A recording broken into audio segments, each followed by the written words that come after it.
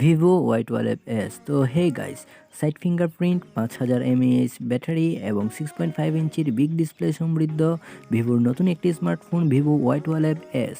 তো গাইস, আজকের পুরো ভিডিও জুড়ে আপনাদের সাথে আলোচনা করব কী কী থাকছে ভিভোর নতুন একটি স্মার্টফোন ভিভো y12s এ।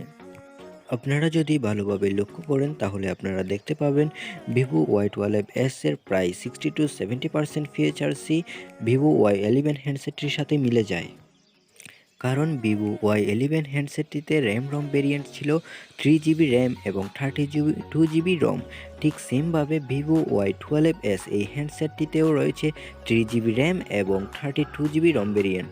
তো ভিউয়ার্স, কথা না বলে চলুন শুরুতেই আনবক্সিং করা যাক। আনবক্সিং করে দেখে নেওয়া যাক বক্সের সাথে কী কী থাকছে আর কী কী গিফট করেছে ভিভো আমাদের। বক্সটি ওপেন করলেই প্রথমে পেয়ে যাবেন ভিভো y12s এই হ্যান্ডসেটটির জন্য একটি সিলিকন কেস কভার, একটি ভিভো y12s এর ইউজার ম্যানুয়াল, আর একটি ভিভোর পক্ষ থেকে ভিভো ওয়ারেন্টি কার্ড। আর সর্বশেষ ওপেন করলে পেয়ে যাবেন ভিভোর হ্যান্ডসেটটি। আর হ্যান্ডসেটটির নিচে পাচ্ছেন একটি 10 ওয়াট চার্জার অ্যাডাপ্টার আর একটি ডাটা কেবল। ভিভো y12s এই হ্যান্ডসেটটির সাথে দেওয়া ভিভো সিলিকন কেসটি কিন্তু বেশ সফট, বলা যায় একদম স্মুথ একটি কভার। এবারে আলোচনা করা যাক হ্যান্ডসেটটির বডি রেশিও, ডাইমেনশন এবং বিল্ড কোয়ালিটি নিয়ে। তবে y11 এর বিল্ড কোয়ালিটি চেয়ে y12s এই হ্যান্ডসেটটির বিল্ড কোয়ালিটিতে ভিভো বেশ কিছু পরিবর্তন এনেছে তাদের ডিজাইনের দিক দিয়েও। এই হ্যান্ডসেটটির ডিজাইনে আপনি লক্ষ্য করলে দেখতে পারবেন ব্যাক পার্টে রয়েছে প্রায় ভিভো V20-র ডিজাইন, আর সাথে থাকছে ট্রিপল সিম কার্ড স্লট। আর রাইট সাইডে থাকছে y12s এই হ্যান্ডসেটটির প্রধান আকর্ষণ সাইড ফিঙ্গারপ্রিন্ট। তবে ফিঙ্গারপ্রিন্ট বেশ দ্রুত, এটি বলা যায় একদম 100%ই। আর ট্রিপল সিম কার্ড স্লট সুবিধা থাকার কারণে আপনারা এখানে extra micro SD card use করতে পারবেন, প্রায় 256GB পর্যন্ত মেমোরি কার্ড এক্সপ্যান্ড করতে পারবেন। আর ভিভো এখানে HD রেজুলেশনের ডিসপ্লে ইউজ করলেও কোনো ধরনের প্রোটেক্টিভ হিসেবে কোনো গরিলা গ্লাস বা কোনো ভার্সনের গ্লাস ইউজ করেনি। সেদিক দিয়ে আপনারা বেশ ঠকবেনও বলা যায়, কারণ অন্যান্য ব্র্যান্ড এই বাজেট রেঞ্জের মধ্যে প্রোটেকশন হিসেবে গরিলা গ্লাস ইউজ করে থাকে। আর আপনারা এই হ্যান্ডসেটটি পাবেন দুটি কালার ভেরিয়েন্টে, একটি হচ্ছে ক্যারিবিয়ান ব্লু আর একটি হচ্ছে মিডনাইট ব্ল্যাক।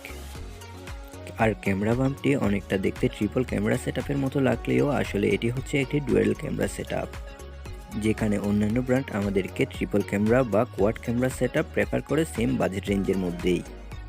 তবে এই হ্যান্ডসেটটির আকর্ষণীয় দিক হলো এর নান্দনিক ডিজাইন এবং এর সাইড ফিঙ্গারপ্রিন্ট, এই দুটি আকর্ষণীয় প্রধান।